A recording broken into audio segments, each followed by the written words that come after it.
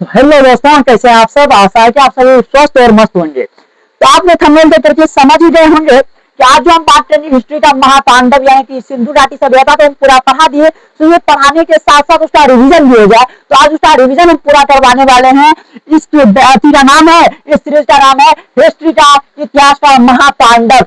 यानी महातांडव में आपका पूरा क्या होगा, तो रिवीजन होगा, ओनली फॉर रिवीजन होगा आप सभी का।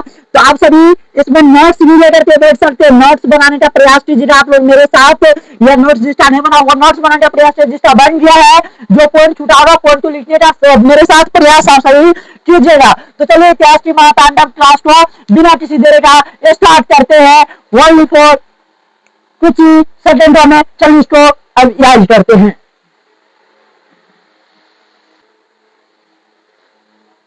तो चलो अब स्टार्ट करें हिस्ट्री का महातांडव। सबसे पहले हमने आपको पढ़ाया था सिंधु घाटी सभ्यता। क्या पढ़ाया था, तो सिंधु घाटी की सभ्यता पढ़ाया था। सिंधु घाटी सभ्यता जिसमें मैं आपको बताया था सिंधु क्या है, एक नदी है। सिंधु क्या है, एक नदी है। घाटी, घाटी का अर्थ होता है नदी के पास वाला इलाका। नदी का जो साइड वाला इलाका रहता है वह घाटी कहलाता है। यहाँ पे एक टापू शब्द भी है। टापू शब्द से तात्पर्य है कि समुद्र का बीच वाला एरिया जो उभरा हुआ रहता है उसको टापू कहते हैं। और यहाँ है घाटी। घाटी मतलब होता है नदी के साइड वाले इलाका को हम लोग घाटी कहते हैं। और सभ्यता, वहां का क्या रहन सहन था, कैसा रीति रिवाज था, क्या सिविलाइजेशन था, यहाँ पे सिंधु घाटी का सिविलाइजेशन यानी सभ्यता को हम पढ़ेंगे। तो सबसे पहले देखिए पश्चिमोत्तर भारत, पश्चिमी उत्तर, यहाँ बात कर रहे हैं हम लोग पश्चिमोत्तर भारत, उत्तर भारत का यानी कि पश्चिम और उत्तर भारत का। पश्चिम और उत्तर भारत की बात कर रहे हैं। पश्चिमोत्तर भारत में लगभग लगभग लगभग 20 लाख वर्ग किलोमीटर। कितना लाख वर्ग किलोमीटर, तो 20 लाख वर्ग किलोमीटर। 20 लाख वर्ग किलोमीटर में जो फैला क्षेत्र था वो त्रिभुजाकार था। 20 लाख वर्ग किलोमीटर में फैला क्षेत्र फैला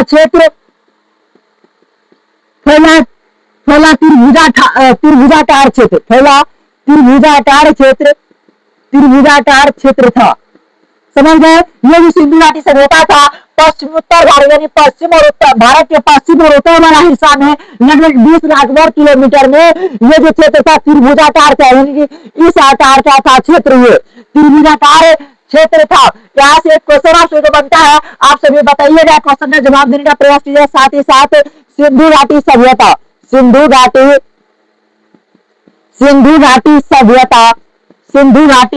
सभ्यता जो था का संपूर्ण क्षेत्र किस आकार का था। सिंधु घाटी सभ्यता का संपूर्ण क्षेत्र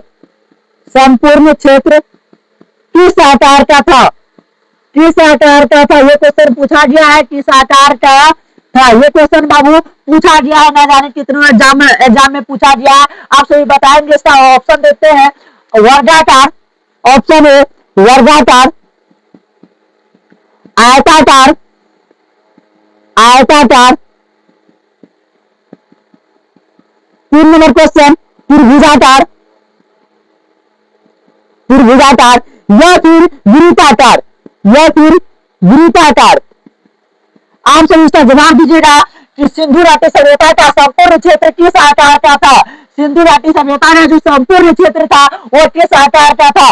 अभी जस्ट आपने पढ़ा है पश्चिमोत्तर भारत में लगभग 20 लाख वर्ग किलोमीटर में, पश्चिमी उत्तर भारत में लगभग 20 लाख वर्ग किलोमीटर में फैला क्षेत्र था वो त्रिभुजाकार क्षेत्र था। सिंधु घाटी सभ्यता किस आकार का था, त्रिभुजाकार था। तो सिंधु घाटी सभ्यता का संपूर्ण क्षेत्र किस आकार का था, तो त्रिभुजाकार था। किस आकार का था, त्रिभुजाकार था। समझ में आया इतना। चलिए अब आगे बढ़ते हैं। सिंधु घाटी सभ्यता का विस्तार देख लेते हैं। क्या देख लेते हैं, विस्तार देख लेते हैं। विस्तार इसका देखते हैं। सबसे पहले देखिए किसी भी मैप को देखते हैं तो ऊपर में उत्तर रहता है। क्या रहता है, ऊपर में उत्तर रहता है। उत्तर क्या कहते हैं, नॉर्थ कहते हैं। उत्तर क्या कहते हैं, नॉर्थ। इधर क्या रहता है, साउथ रहता है। और इधर क्या रहता है, ईस्ट रहता है। ईस्ट और वेस्ट, नहीं, इधर ईस्ट आएगा। इधर क्या आएगा, ईस्ट यानी पूर्व, और इधर वेस्ट यानी पश्चिम। सबसे पहले देखिए नॉर्थ ईस्ट वेस्ट साउथ देख लीजिए। इसके जो उत्तर में था, उत्तर में चिनाब नदी। उत्तर में क्या था, चिनाब नदी। याद रखिएगा चिनाब नदी। उत्तर में क्या था, चिनाब नदी था। जो अखनूर, क्या चीज कहते हैं, अखनूर निकट मांदा तक। अखनूर निकट मांडा तट, मांडा तट, अखनूर निकट मांडा तट, ये आपका नॉर्थ में था चिनाब नदी, यानी कि सिंधु घाटी सभ्यता का जो उत्तर में था वह था आपका कौन सा नदी, चिनाब नदी, जो अखनूर से निकट था और मांडा तक ये नदी फैला हुआ था। और इसका आप दक्षिण में देखते हैं, दक्षिण में गोदावरी नदी, दक्षिण में क्या था, गोदावरी नदी, दक्षिण में गोदावरी नदी, गोदावरी नदी, जो गोदावरी नदी जो था बाबू, गोदावरी नदी जो था ये था दामदाबाद तक, कहां तक, दामदाबाद तक, ये फैला क्षेत्र दामदाबाद तक था, दामदाबाद तक था। ये जो फैला क्षेत्र था दक्षिण में गोदावरी नदी, और ये जो फैला क्षेत्र था दामदाबाद तक फैला हुआ क्षेत्र था।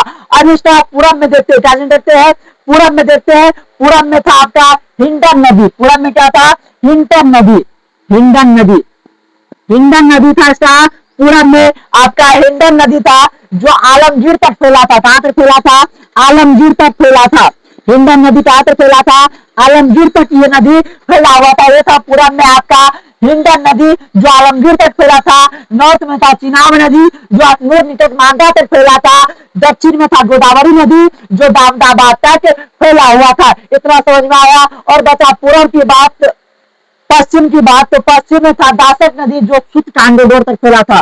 कौन सा नदी, दासक नदी जो सुत कांगोडोर तक फैला था, सुत कांगोडोर तक फैला था, कांगोडोर तक फैला था।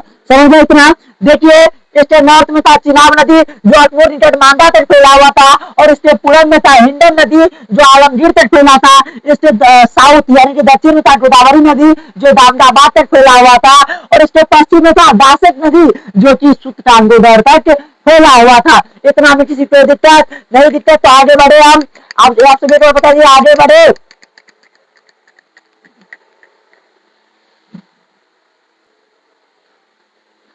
और चलिए फिर आगे बढ़ते हैं। यहाँ पे देख लेते हैं इसका कुछ पॉइंट्स ऑफ व्यू, देख लेते हैं कुछ पॉइंट। यहाँ पर देखिए सिंधु घाटी सभ्यता का सबसे पूर्वी स्थल, अगर पूछे बताइए सिंधु घाटी सभ्यता का सबसे पूर्वी स्थल, सिंधु घाटी सभ्यता का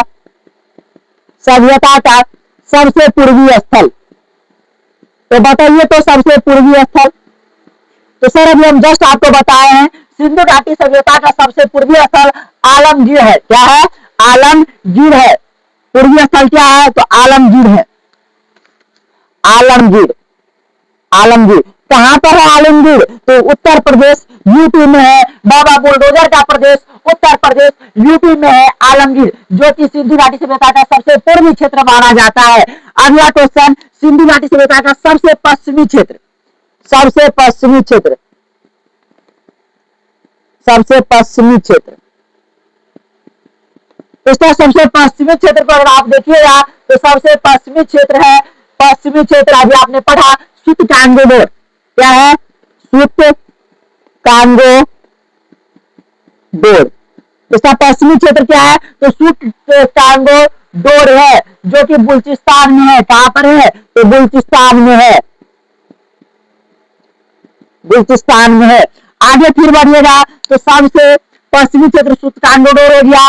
और देखिए अगला, अब इसका देखते हैं अपना लोग सबसे उत्तरी क्षेत्र, कौन सा क्षेत्र, उत्तर वाला इलाका, उत्तरी क्षेत्र। सबसे उत्तरी क्षेत्र क्या था सर, उत्तरी क्षेत्र इसका देख लीजिए। उत्तरी क्षेत्र जो था आपका ये मांडा था। क्या था, मांडा था। उत्तरी क्षेत्र क्या था, मांडा, जो कहा है कश्मीर में है। चिनाब नदी यहाँ पे कर लिया मांडा तक, तो यहाँ पे उत्तरी क्षेत्र क्या था, मांडा था, जो कहा है महाराष्ट्र में है, महाराष्ट्र में है। मांडा है सबसे इसका उत्तरी क्षेत्र, जो कि कहा है महाराष्ट्र में, कश्मीर में है। कहां पे है, कश्मीर में है, कश्मीर। और इसका अगर आप दक्षिणी क्षेत्र देखिए, क्या कौन सा क्षेत्र देखिए, दक्षिणी क्षेत्र अगर आप इसका देखिएगा, दक्षिणी क्षेत्र, तो दक्षिण वाला जो इलाका था, दक्षिणी क्षेत्र जो था आपका दामदाबाद था, जो कि महाराष्ट्र में है। दामदाबाद, दामदाबाद कहां है, महाराष्ट्र। समझ गए। यानी कि सिंधु घाटी सभ्यता का सबसे पूर्वी स्थल आलमगीर है जो कि उत्तर प्रदेश में है। सबसे पश्चिमी क्षेत्र सूत्रकांगोडोर है जो कि बलूचिस्तान में है। और सबसे उत्तरी क्षेत्र जो है मांडा यानी जो कश्मीर में है। और दक्षिणी क्षेत्र जो है दामदाबाद यानी महाराष्ट्र में है। फिर आगे बढ़े, तीसरा चीज तो आप देख लीजिए, सिंधु घाटी सभ्यता का सबसे पूर्वी स्थल कोई पूछे तो आलमगीर कहाँ पे, उत्तर प्रदेश में है। सबसे पश्चिमी क्षेत्र सूत्रकांगोडोर कहाँ पे, बलूचिस्तान में है। उत्तरी क्षेत्र कहाँ है, मांडा में जो कश्मीर में है। दक्षिणी क्षेत्र क्या है, दामदाबाद जो कहाँ है, महाराष्ट्र में है। इतना देख लिए। चलिए आगे बढ़ते हैं। अब इस तरह देखिए क्षेत्र का अभी तक बात कर रहे थे हम लोग। अब नदी देखते हैं, सिंधु घाटी सभ्यता का सबसे पूर्वी नदी। एक बार फोटो व्यू को मिटा देते हैं।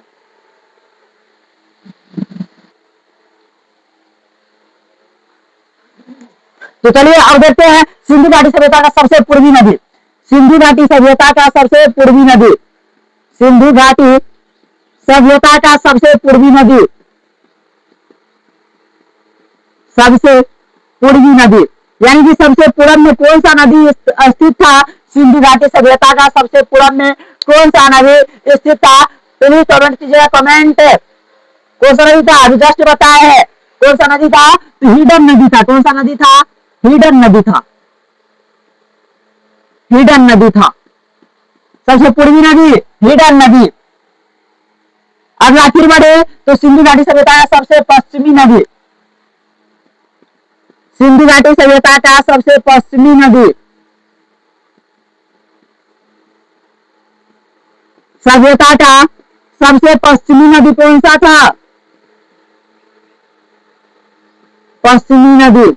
देखिए सिंधु घाटी सभ्यता का जो सबसे पश्चिमी नदी था वो था दासक नदी। कौन सा नदी था, दासक नदी। हम जस्ट बताए थे दासक नदी। पूर्वी नदी हिडन नदी, सबसे पूर्व में जो स्थित नदी वो हिडन नदी था। सिंधु घाटी सभ्यता का सबसे पश्चिम में जो नदी स्थित था दासक नदी था। और सबसे उत्तरी नदी, सबसे उत्तरी नदी, सिंधु घाटी सभ्यता का सबसे उत्तरी नदी, सभ्यता का सबसे उत्तरी नदी, उत्तरी नदी। तो सबसे उत्तरी नदी जो था इसका सिंधु घाटी सभ्यता का, वह सबसे उत्तरी नदी जो था वह था आपका चिनाब नदी। कौन सा नदी था, चिनाब नदी, चिनाब नदी। यानी कि ये सिंधु घाटी सभ्यता का सबसे पूर्वी नदी हिडा नदी। सबसे पूर्वी क्षेत्र कौन सा था, सबसे पूर्वी क्षेत्र इसका कौन सा था, तो हम बताए सिंधु घाटी सभ्यता का सबसे पूर्वी क्षेत्र आलमगीर था जो कि उत्तर प्रदेश में है। सबसे पश्चिमी क्षेत्र कौन सा था, क्षेत्र की बात कर रहे हैं, सबसे पश्चिमी क्षेत्र सूत्रकांगोडोर जो कि बलूचिस्तान में है। सबसे इसका उत्तरी क्षेत्र कौन सा था, उत्तरी स्थल इसका मांडा था जो कि कहाँ है, कश्मीर में है। और सबसे दक्षिणी क्षेत्र कौन सा था, तो दामदाबाद था जो कि महाराष्ट्र में है। अब चलिए इसका उत्तरी नदी कौन सा था, चिनाब नदी। तो आगे फिर बढ़िएगा तो सिंधु घाटी सभ्यता का सबसे, सिंधु घाटी सभ्यता का सबसे दक्षिणी नदी, सबसे दक्षिणी नदी की अगर हम बात करें तो सिंधु घाटी सभ्यता का जो सबसे दक्षिणी नदी होगा गोदावरी नदी होगा। कौन सा नदी होगा, गोदावरी नदी, गोदावरी नदी। और ये जलीय सीमा ऐसा देख लीजिए, सिंधु घाटी सभ्यता का जलीय सीमा क्या है, कितना किलोमीटर है, सिंधु घाटी सभ्यता का जलीय सीमा, सिंधु घाटी सभ्यता का जलीय सीमा की हम बात कर रहे हैं तो जलीय सीमा जो इसका था शेयर जो करता था 1300 किलोमीटर। कितना किलोमीटर, 1300 किलोमीटर ये अपना जलीय सीमा दूसरे साथ शेयर करता था। इतना तक किसी को दिक्कत नहीं दिखता है। सिंधु घाटी सभ्यता का सबसे पूर्वी नदी हिडन नदी। सिंधु घाटी सभ्यता का सबसे पश्चिमी नदी कौन सा था, तो दासक नदी था। सिंधु घाटी सभ्यता का उत्तरी नदी कौन सा था, तो चिनाब नदी था। और सिंधु घाटी सभ्यता का दक्षिणी नदी कौन सा था, गोदावरी नदी था। और सिंधु घाटी सभ्यता का जलीय सीमा, सिंधु घाटी सभ्यता का जलीय सीमा देखिए, जलीय सीमा कितना शेयर करता था, तो 1300 किलोमीटर ये जलीय सीमा शेयर करता था। इतना याद रहेगा तो हाँ याद रहेगा तो आप सभी कमेंट में बताइएगा सिंधु घाटी सभ्यता का सबसे पूर्वी स्थल, पश्चिमी स्थल, उत्तरी स्थल और दक्षिणी स्थल। ये आपका काम है, आप कमेंट में बताएंगे इन चीजों को। चलिए फिर आगे बढ़ते हैं।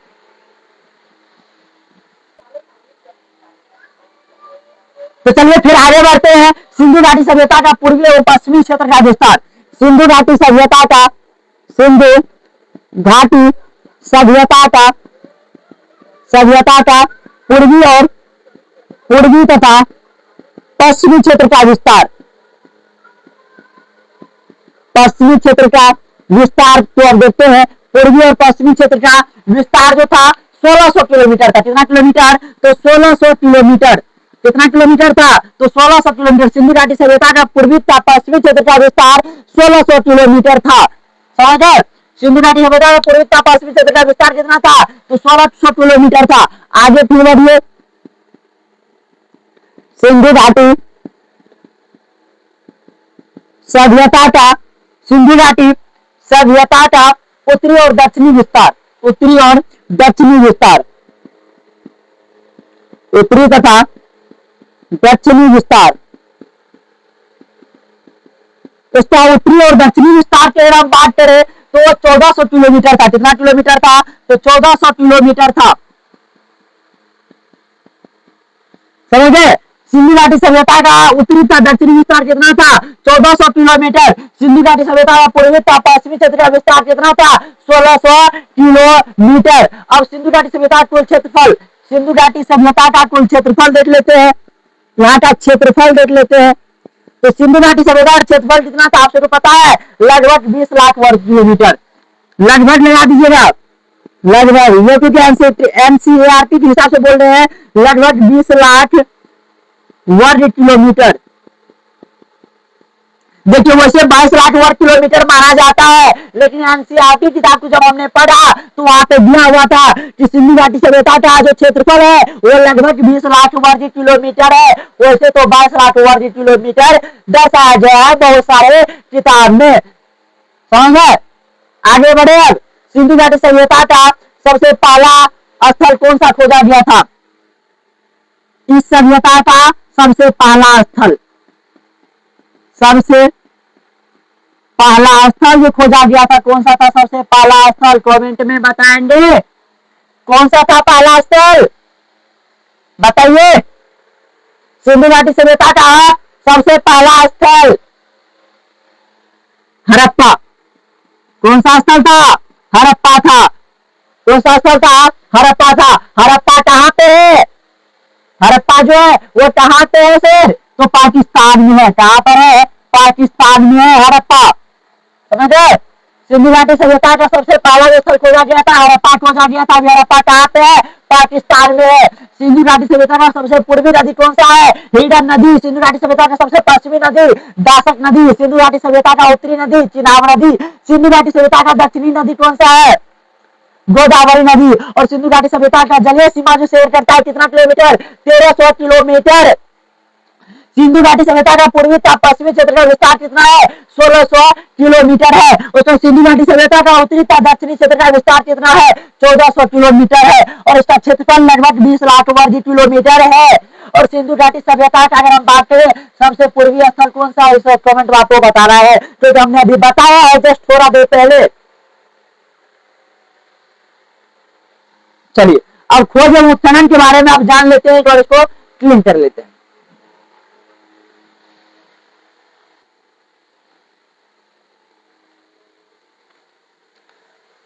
तो कहा गया है हमें मालूम है हम पे आरोप लगेगा बदल जाने का, कि हमें मालूम है हम पे आरोप लगेगा बदल जाने का, पर माफ कीजिएगा हमने सबका होकर देख लिया। चलिए आगे बढ़ते हैं। तो हमें मालूम है हम पर आरोप लगेगा बदल जाने का, कि हमें मालूम है हम पे आरोप लगेगा बदल जाने का, और मैडम माफ कीजिएगा हमने सबका होकर देख लिया। तो चलिए आगे बढ़े। अब सिंधु खोज एवं उत्खनन के बारे में जान रहे थे, तो खोज एवं उत्खनन के बारे में जानने से पहले हम बता दें, देखिए अपना लोग तो रख दिए हैं इसका खोज करता कौन था? दयाराम साहनी था। मोहनदेव राखल दास बनर्जी। लेकिन उससे क्या होगा? इसका खोज एक बार पहले हो जाएगा, अंग्रेज दिमाग आता अंग्रेज के पास। अंग्रेज बोलता जो है सो हमरे नजर है, यहाँ के नजर के बारे में पता चल गया तो हो गया, हमरे पछुआ देगा। तो इसीलिए वो क्या करते, देखिए सिंधु घाटी सभ्यता के बारे में 1826 में ही पता चल गया था। सिंधु घाटी सभ्यता के बारे में सबसे पहले लिखिएगा यहाँ पे पॉइंट बना करके, सिंधु घाटी सभ्यता के बारे में सबसे पहले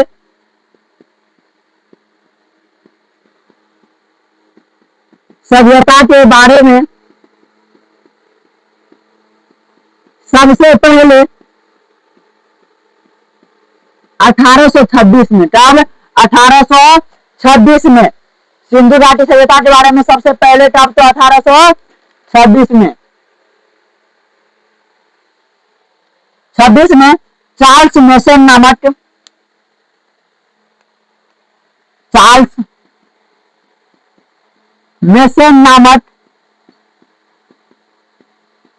अंग्रेजी वैज्ञानिक को पता चला। चार्ल्स मेसन नामक अंग्रेजी विद्वान को हड़प्पा के किले खोज पर यहाँ के कुछ ईंटें प्राप्त हुए।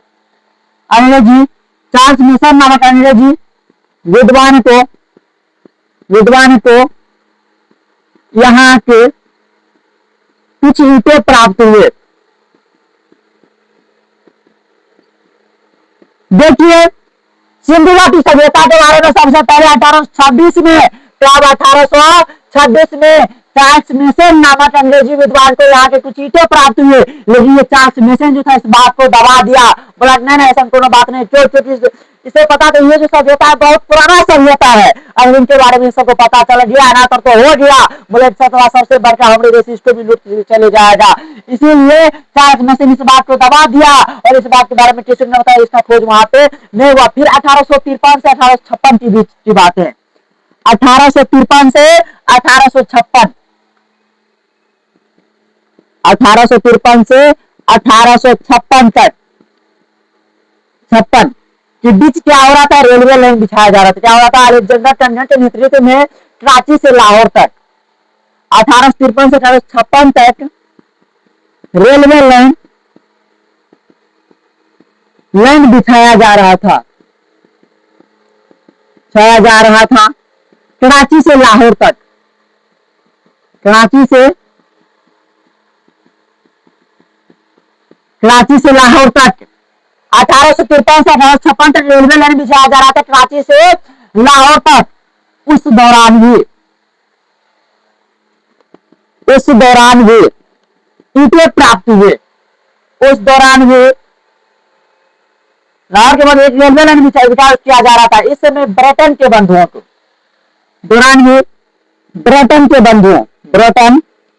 बंधुओं नाम बता रहे हैं आपसे, तो रुकिए 2 मिनट पानी पी लेने दीजिए।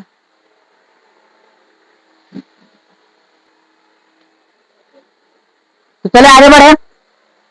अब देखिए बोल रहा 1853 से 1856 रेलवे लाइन बिछाया जा रहा था कराची से लाहौर तक। उस दौरान भी ब्रिटेन के बंधु कहने का तात्पर्य बंधु मतलब होता है 2 भाई बंधु। ब्रिटेन के जो बंधु थे वो थे आपका ब्रिटेन के बंधु कौन थे? तो जॉन ब्रिटन। कौन थे? जॉन ब्रिटन और विलियम ब्रिटन। जॉन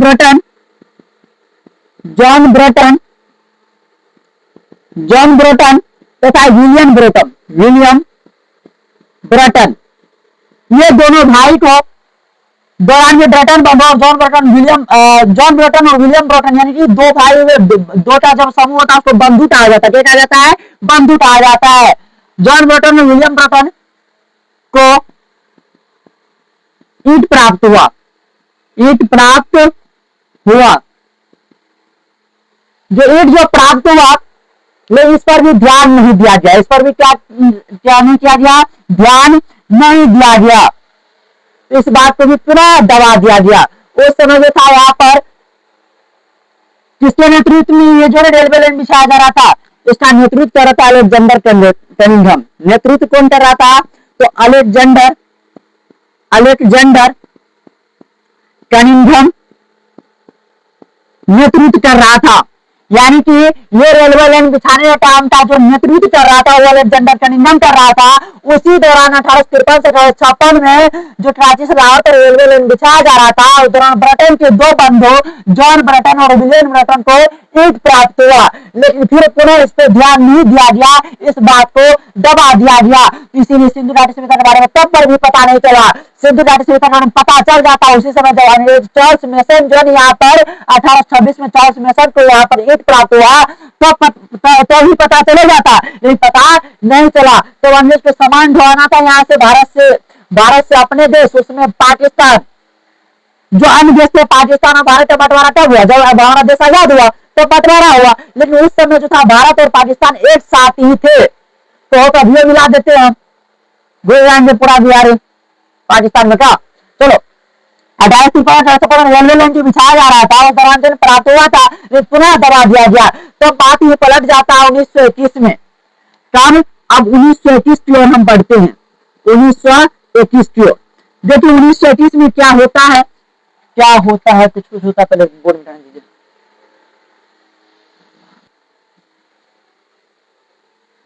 अब देखिए 1921 में कब की बात है, 1921 की हम बात करें तो 1921 में भारतीय पुरातत्व सर्वेक्षण विभाग, भारतीय 1921 में भारतीय पुरातत्व सर्वेक्षण विभाग, सर्वेक्षण विभाग, भारतीय पुरातत्व सर्वेक्षण विभाग के निर्देश पर, विभाग के निर्देश पर, के निर्देश पर दयाराम साहनी की अध्यक्षता में, निर्देश पर दयाराम साहनी के अध्यक्षता में, अध्यक्षता में हड़प्पा नामक स्थल की खोज हुई, स्थल की खोज हुई। समझ गए? 1921 में भारतीय पुरातत्व सर्वेक्षण विभाग के निर्देश पर दयाराम साहनी के अध्यक्षता में हड़प्पा नामक स्थल की क्या किया गया? खोज किया गया। उस समय पुरातत्व विभाग के सर्वेक्षण के जो अध्यक्ष थे वो थे सर जॉन मार्शल।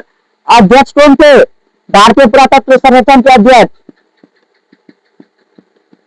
पुरातत्व विभाग के अध्यक्ष, विभाग के अध्यक्ष कौन थे बताएंगे आप सभी? कौन थे? भारतीय पुरातत्व विभाग के, भारतीय पुरातत्व सर्वेक्षण विभाग के, और सर्वेक्षण विभाग के, सर्वेक्षण विभाग के अध्यक्ष कौन थे? इसका अध्यक्ष जो थे सर जॉन मार्शल थे, सर जॉन मार्शल थे। यानी कि भारतीय पुरातत्व सर्वेक्षण विभाग के अध्यक्ष उस समय कौन थे? तो सर जॉन मार्शल थे। हड़प्पा सिंधु घाटी सभ्यता उत्खनन किए जाने वाला सबसे प्रथम नगर था, इसे हड़प्पा प्रथम नगर था। हड़प्पा क्या था? हड़प्पा सबसे प्रथम नगर था जिसको खोजा गया था, इसलिए सभ्यता को, सिंधु घाटी सभ्यता को हड़प्पा की सभ्यता भी कहते हैं। हड़प्पा की खोज के बाद वर्तमान तक 1500 स्थलों की खोज की गई। हड़प्पा की खोज के बाद, खोज के बाद वर्तमान तक 1500 स्थलों की खोज की गई।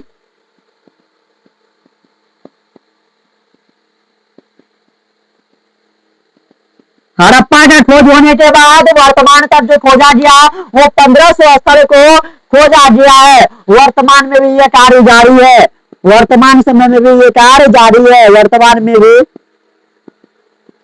यह कार्य जारी है, यानी कि इस समय भी यह कार्य जारी है। अब आगे बढ़े इसका नामकरण के बारे में, नामकरण को भी पढ़ लेते हैं।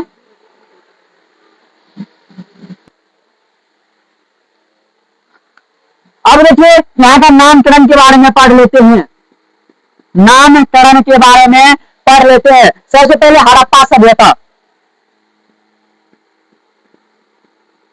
हड़प्पा सभ्यता। दूसरा हम इसको कहते हैं अपना लोग प्रथम नगरीय सभ्यता या सिंधु घाटी की सभ्यता, सिंधु घाटी की सभ्यता भी कहते हैं। तीसरा जो अपना लोग इसको कहते हैं, हड़प्पा सभ्यता का नामकरण को देख रहे हैं। प्रथम हड़प्पा सभ्यता, दूसरा सिंधु घाटी की सभ्यता, तीसरा सरस्वती सभ्यता कहते हैं। क्या कहते हैं इसको? सरस्वती सभ्यता भी कहते हैं, सरस्वती सभ्यता भी कहते हैं। और चौथा नाम का अगर हम बात करें तो प्रथम नगरीय क्रांति कहते हैं। क्या कहते हैं? प्रथम नगरीय क्रांति, प्रथम नगरीय क्रांति भी इसको कहा जाता है। और पांचवा नाम की बात करें तो पांचवा कहा जाता है ट्रांस यूजिन सभ्यता, कांस्ययुगीन कांस्ययुगीन सभ्यता।